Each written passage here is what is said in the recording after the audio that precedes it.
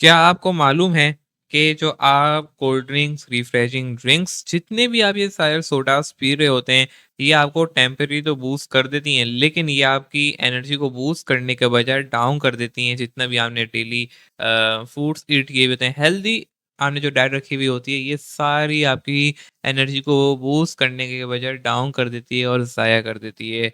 जी हाँ, और हम इसे साइलेंट एनर्जी कॉस्ट कहते हैं। अब ऐसा होता क्यों है? ये असल सवाल है। ये सोडास ये ऐसा करते क्या हैं कि आपकी एनर्जी को बूस्ट करने के बजाय डाउन कर देते हैं और हम इन्हें साइलेंट एनर्जी कॉस्ट भी कह रहे हैं। इनके अंदर हकीकत बात ये है कि ये आपके डेली लाइफ को एक्टिवेट करने के बजाय ये डाउन कर देते हैं। ये आपकी डेली लाइफ को किल कर देते हैं, हत्ता कि ये आपकी एज को भी किल कर देते हैं। मैंने जैसे कि आपको बोला एनर्जी कॉस्ट कर देते हैं और एनर्जी जो है बुढ़ापे का नाम है। अब इनमें असल कहानी होती क्या है, हमें ये मालूम होना चाहिए।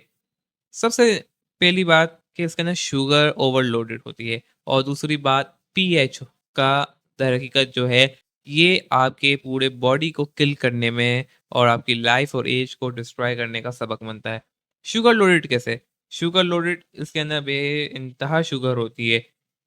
इतनी शुगर जितनी आपकी बॉडी को ज़रूरत भी नहीं है। नेचुरल शुगर एक तो ये होती नहीं है, होती शुगर है तो ये आर्टिफ़िशियल होती है। इसकी वजह से इंसुलिन एक हद तक काम करता है और फिर आपको मालूम है कि डायबिटीज़ 2 हो जाती है और इंसुलिन काम करना छोड़ देता है। और जो डेली श ड्रिंक्स पीते हैं तो उनका तो आप हाल ही ना पूछें कि क्या हो रहा होगा। उनकी पूरी बॉडी के अंदर जितने भी ऑर्गन हैं, वो ऑलमोस्ट ख़त्म हो चुके हैं, वो किल हो चुके हैं।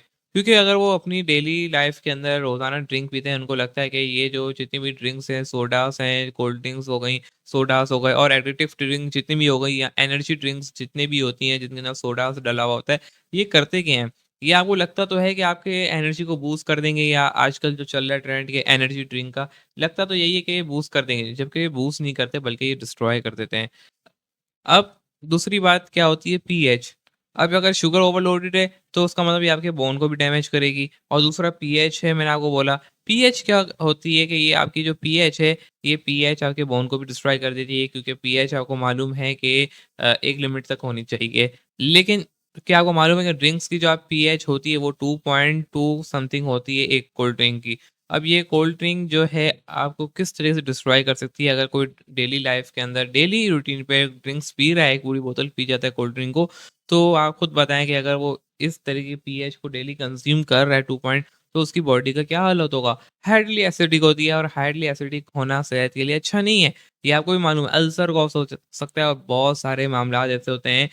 और तो और सिर्फ़ यही नहीं, आयन्स भी आपके डिस्टर्ब होते हैं क्योंकि एक आयन्स भी एक सेंट्रल पीएच पे काम करते हैं, जिसकी वजह से अगर ये सारे आप पीएच हाइली एसिडिक लेंगे तो आपको एनजी हो सकती है, आपकी डिहाइड्रेशन हो सकती है। ये वो फैक्टर्स हैं जो अमूमन हमें नज़र आ रहे होते हैं, लेकिन लोगों को मालूम ही नहीं होता और बाद में पता चलता है जब काम तमाम हो चुका होता है।